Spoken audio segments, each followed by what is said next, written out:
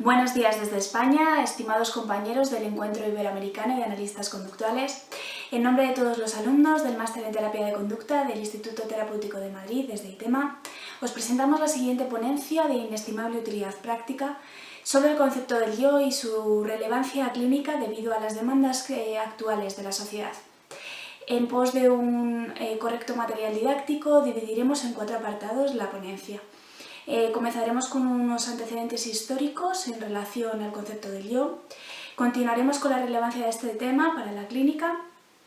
A continuación se hablará de la necesidad de operativizar el concepto del yo y cómo se puede entender desde la perspectiva conductual. Y por último, y creemos que la manera más didáctica y más entretenida de abordar este tema es gracias a un role-playing donde podemos ver cómo este tema se afianzará en la clínica con un paciente real. En pos de todo ello, les dejo con mi compañero Jorge. Gracias y buenos días. Disfruten de la ponencia. Buenos días, me llamo Jorge Buenavida y les voy a relatar los antecedentes históricos y el desarrollo del concepto de yo o la identidad humana a lo largo de la historia de la psicología. Bien, antes de empezar me gustaría apuntar que la identidad del ser humano es un concepto subyacente a la propia psicología, ya que como conocimiento empírico orientado por y para el ser humano, se hace necesario debatir o teorizar sobre este constructo. Entonces, para comenzar me gustaría remontarme al filósofo Descartes y su teoría dualista del ser humano. Como muchos sabemos, Descartes dividió al ser humano en 2 tipos de materia, la sustancia física y la sustancia mental. Como muchos sabemos, esta teoría supuso un hito histórico para la sociedad del momento, que estaba profundamente influida por el determinismo físico y las leyes newtonianas. Pues bien, esta teoría supuso también una vía de escape para concebir al ser humano como ajeno a estas leyes deterministas. Pero ¿cuál es la influencia en la actualidad? Para eso se hace imprescindible citar al filósofo Gilbert Ryle y su brillante obra El concepto de lo mental. Desde esta obra Ryle no solo nos desmiente el dualismo cartesiano debido a sus reducciones a lo absurdo o reducciones a lo infinito, sino que también Gilbert Ryle, de una forma brillante por sus silogismos semánticos, considera y demuestra que el dualismo cartesiano tiene grandes fallas de razonamiento.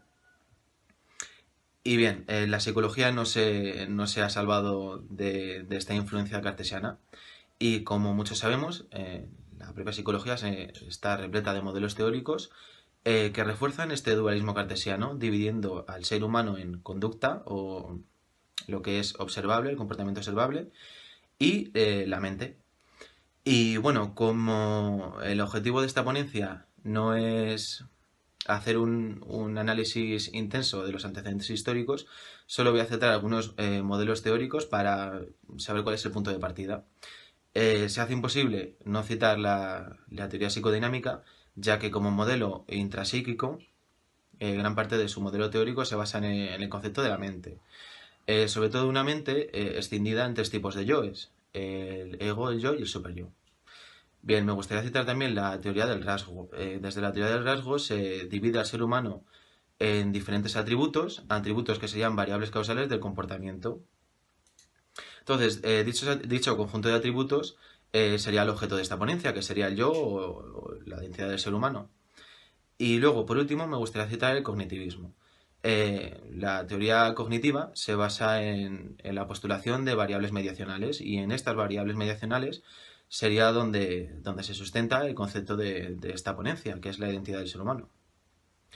Y bien, desde la perspectiva de la psicología conductual, podemos ver que actualmente tenemos 2 tipos de psicoterapias. Se encuentra la psicoterapia analítico-funcional o la PAF y la terapia de aceptación y compromiso. Ambos tipos de modelos teóricos se encuentran englobados en lo llamado teoría de los marcos relacionales. Y bien, desde la teoría de los marcos relacionales, el yo se concibe como un marco relacional influido por contingencias del ambiente y contingencias que la propia persona se hace a sí misma, sobre todo desde el campo de lo verbal. Como por ejemplo, pues yo no soy capaz o yo soy un esquizofrénico, etcétera. Entonces, explican de una forma muy hábil cómo este concepto de yo, por variables relacionales, puede verse influido por contingencias verbales.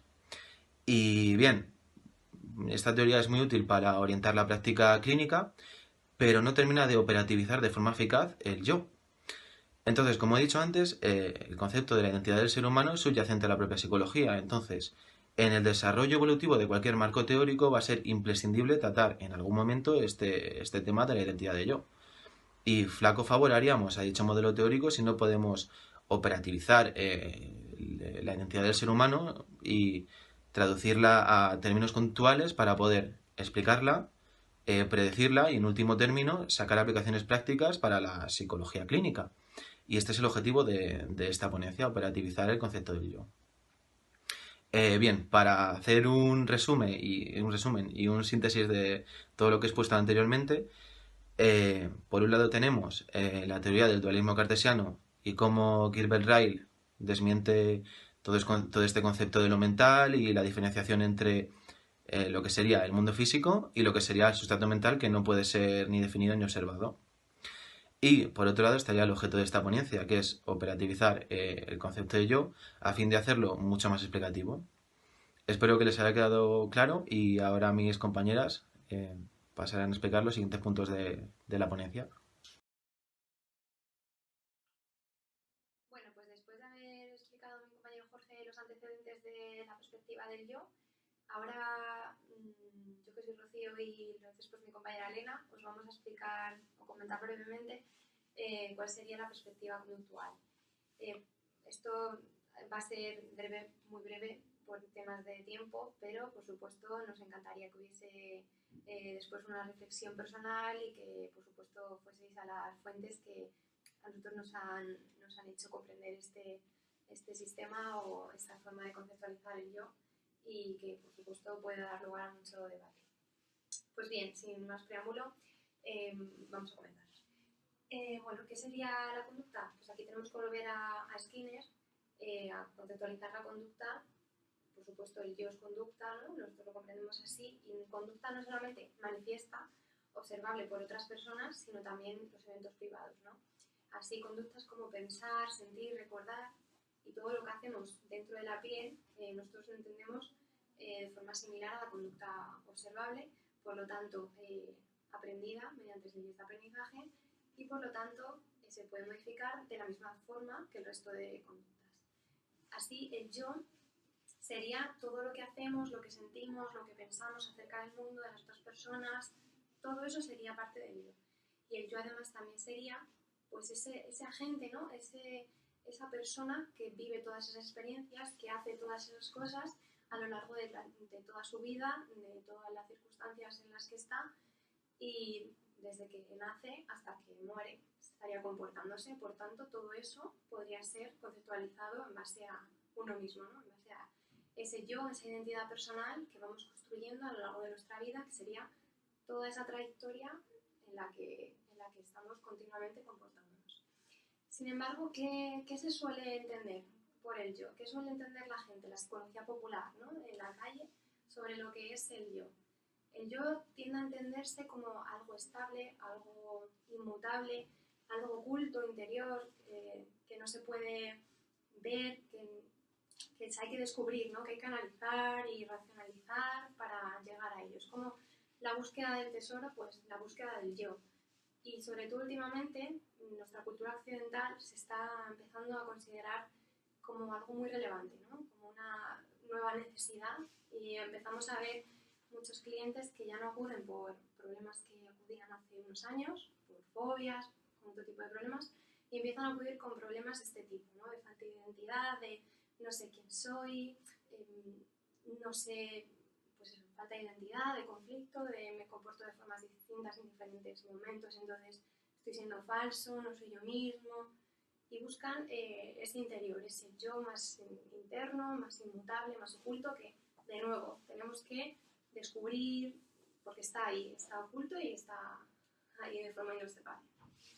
Entonces nosotros, desde la perspectiva conductual, no comprendemos de esa manera el yo, y por lo tanto sería inaccesible, no pasa nada, no sería algo estable, sino que sería algo precisamente que se pueda modificar, como el resto de conductas. Tampoco sería algo interno, aunque por supuesto consideramos los eventos privados, no estaría relacionado con el alma ni sería algo oculto que haya que descubrir. Por supuesto, se puede una persona autoconocer a sí misma viendo lo que hace y lo que le gusta y lo que no le gusta, ¿no? Muchas veces el problema es precisamente ese, que no hay un control privado de las circunstancias. Pero eso no significa que sea algo interno. Y bueno, ahora que hemos visto lo que no es el yo, ahora os dejo con mi compañera Elena, que os va a explicar lo que sí es el yo. Muchas gracias, Rocío. Bueno, muchas gracias, Rocío. Yo soy Elena y voy a explicaros, como decía mi compañera, qué es el yo desde una perspectiva conductista. En primer lugar, tenemos que tener en cuenta una variable que es conocida por todos, como son las circunstancias en las que nosotros nacemos, vivimos, nos desarrollamos.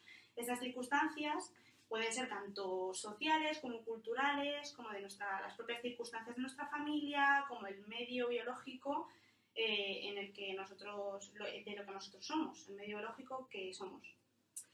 Todo esto estaría muy en relación con la historia de aprendizaje que nosotros vamos creando a lo largo de nuestra vida. ¿A qué nos referimos con esta historia de aprendizaje? Todas esas conductas que nosotros aprendemos a llevar a cabo y que efectivamente llevamos a cabo, que al final pues tienen ese punto de estabilidad, que no quiere decir que cada una sea igual que la otra, pero sí en perspectiva configuran todo eso que nosotros sabemos hacer o no sabemos, como es montar en bicicleta. Nosotros podemos saber montar en bicicleta porque hemos aprendido o no. Entonces podremos llevar a cabo la conducta de montar en bicicleta o no. Muy en consonancia con esto estaría todo aquello que yo hago, que serían ya las conductas concretas que yo hago, como ahora mismo en una conferencia. Podemos poner el ejemplo, por ejemplo, de una persona introvertida o tímida que seguramente pues alrededor, la gente que esté a su alrededor le diga es que eres una persona muy introvertida, es que te hablan y estás muy callada o te escondes. Todas esas conductas es lo que nosotros hemos llamado introversión, pero no dejarían de ser conductas muy concretas, lo que yo hago. Entonces, los demás me dirían, eres una persona introvertida, es decir, los demás también me dicen lo que yo hago. Y además, todos los demás tienen una valoración al respecto. Yo puedo pensar que ser introvertida no me gusta, preferiría ser extrovertida. O los demás pueden pensar que yo sea una persona introvertida, pues es mejor o es peor. Y además, esto se va a concretar en las conductas del día a día. Pues a lo mejor alguien puede valorar que yo pues me he comportado escondiéndome cuando alguien me ha saludado y puede darme una valoración positiva o negativa sobre eso. Y yo a mí misma igual. Todo esto está en consonancia, es decir, hay una correspondencia, una relación entre lo que yo digo que hago y lo que realmente hago. Y cuando esta correspondencia entra en conflicto de alguna manera, bien puede ser porque no haya correspondencia o porque se dé demasiado, pueden aparecer ciertos problemas psicológicos que luego nos pueden llegar a nosotros a la clínica. Entonces es importante detectar que hay esta correspondencia o no, si la hay o no, y que, pues, de qué manera se puede trabajar con esa persona para solucionarlo. Como decíamos, siempre estamos en contacto con las demás personas, somos seres sociales y entonces ese contexto en el que nosotros nos relacionamos también nos influye y nosotros influimos sobre él a través de nuestro comportamiento. Ahí entraría también muy en relación cómo soy yo, cómo me considero yo que soy en relación con los demás, cómo me comporto cuando estoy con otras personas y con determinada persona, si es un amigo, si es un padre, si es un hermano, y cómo se comportan los demás conmigo. Todo eso estaría en relación. Aparte de esta parte más social y con los demás, existen una serie de reglas que estarían como más afines a lo que es la cultura, los roles que tenemos nosotros como personas que vivimos en una cultura y una sociedad, y que también guiarían un poco nuestro comportamiento dependiendo del momento, pero normalmente suelen guiarlo en muchos aspectos. Por ejemplo, en los aspectos relacionados con la identidad de género o la identidad sexual. Pues yo como mujer me tengo que comportar de determinada manera o llevar determinada ropa, etc. O no está bien visto que lleve otras cosas. así visto todo en global, puede parecer que son como muchos aspectos diferentes, pero todo está relacionado con todo. Y al final la persona es el sujeto agente de todo esto. Es la persona que se comporta con los demás, que se comporta en una cultura, que se comporta a lo largo de su vida. Y no hay una personalidad como tal, porque yo hoy puedo ser súper extrovertida y a lo mejor de pequeña era muy introvertida. Y he aprendido a hacerlo de otra manera porque me he adaptado precisamente al medio. Entonces todo esto es dinámico y está en función de cómo nos vamos adaptando a nuestras circunstancias. Y en general se podría concebir que todas estas conductas que nosotros hacemos a lo largo de nuestra vida sería la trayectoria que seguimos hasta el presente. Así que esta sería la explicación del yo desde la concepción conductista. Hola a todos, soy Carolina y bueno, después de que mis compañeras han dado un pequeño retrato de cómo entendemos el yo desde la perspectiva conductista, ahora vamos a explicar por qué es interesante o por qué es importante entenderlo así en la práctica clínica, en lo aplicado, no quedarnos solo en una divagación teórica. Hemos dividido entre la persona que acude a consulta y el clínico, ¿no? Los diferentes beneficios de estas dos áreas para entender, pues, para adoptar esta perspectiva. ¿Por qué es interesante adoptar esta perspectiva para la persona que acude a consulta? Porque, en primer lugar, si eliminamos estas concepciones que tenemos desde nuestra cultura de que el yo es algo estático, es interno, es algo esotérico, a lo que no se puede acceder, pues eso ya en sí mismo es terapéutico. Si a la persona le damos el margen de maniobra, la posibilidad de cambio, de que pues, todo lo que se entiende como el yo se puede modificar, pues ya se le quita bastante peso de encima, digamos, que bueno, las personas que acuden a consulta no solo tienen el problema, sino cómo se sienten ante ese problema. No solo están deprimidos, sino que se sienten mal acerca de ello. Es decir, si hay una persona que tiene un problema de identidad, no solo tiene ese problema de identidad, sino que se siente mal por tenerlo. Y eso está ligado a que el yo lo entendemos como algo fruto de la historia de aprendizaje, es decir, de las contingencias que ha tenido la persona en su vida. Con lo cual, si entendemos el yo como producto de la historia de aprendizaje, en vez de sentirnos culpables por lo que somos, se eliminaría esa culpa porque le podemos explicar que se entiende como algo que lo ha aprendido en favor de adoptar una responsabilidad para el cambio en caso de que no le gustase lo que es o lo que entiende como el yo. Además, en cuanto a las demandas de no sé quién soy yo, por ejemplo, que ahora pues eso, hay mucha demanda de este estilo, pues lo que podemos hacer, sabiendo qué es el yo, como han explicado mis compañeras, es precisamente eso, ¿no? Devolverle a la persona qué es ella misma, porque si podemos operativizar todos los elementos de ese yo, se le puede devolver a la persona lo que ella considera como que es el yo, que al fin y al cabo es una etiqueta, como puede ser depresión, agorafobia, que tampoco es útil, es descriptiva. Y luego, si cuando le devolvemos a la persona el retrato de lo que es ella no le gusta, por ejemplo, las demandas de es que no me gusta a mí mismo, no me gusta cómo me comporto, pues también podemos modificarlo, porque si el yo se compone por comportamientos y los comportamientos están sujetos a las leyes de aprendizaje, pues se pueden modificar, con lo cual se da a la persona pues un margen de maniobra, ¿no? un optimismo de cara al cambio clínico. No es el yo algo como interno que tengo que descubrir, no, es una cosa que se puede operativizar y se puede cambiar. Bueno, y de cara a nosotros, como profesionales, como clínicos, en primer lugar nos ayuda a entender que, pues muchas cosas, por ejemplo, las posibles paradojas que nos puedan surgir en terapia. Imaginémonos que nos viene alguien que se describe como responsable, como muy responsable, y en la tercera o cuarta sesión nos damos cuenta de que empieza a suspender todo y que, pues eso, que no es responsable. Entonces, lejos de pensar, ¿será responsable o será irresponsable? ¿Cómo es su yo? Pues no, podemos entender que en algunos aspectos de su vida es responsable o en otros no, o que simplemente no tiene correspondencia entre el decir y hacer que comentaban mis compañeras. A lo mejor él se describe como algo responsable y no lo es, pero lejos de encasillarnos en esa confusión, pues entender que como el yo lo compone tantas cosas, la descripción verbal y lo que hace, pues no liarnos en ese sentido, ¿no? Y también, ¿no? Como decía aquí, en la línea de que se puede modificar, pues nos presenta un contexto muy prometedor para el cambio clínico, porque todo se puede cambiar, todos los cachitos de ese yo, que es una descripción, se pueden cambiar, con lo cual pues supone una gran ventaja, ¿no? Esta perspectiva conductista para entender cada trastorno psicológico, que no lo son etiquetas como lo son el yo también. Y además, pues es una intervención de calidad basada en la ciencia, ¿no? Si entendemos el yo o entendemos cualquier otra cosa en base a lo que es la ciencia, pues no caemos en, yo qué sé, descripciones del yo que no respondan a ninguna necesidad personal. No es el yo soy así porque me interesa, es el yo soy así porque lo dice la ciencia. O todas las conductas que tenemos son así porque realmente lo dice la ciencia. Y bueno, pues eso, consideramos que es lo mínimo que nos debemos tanto a nosotros como profesionales como a las personas que acuden a consulta, ¿no? Una intervención basada en la calidad y en la seriedad que debería ser pues, cualquier profesión, en este caso la nuestra.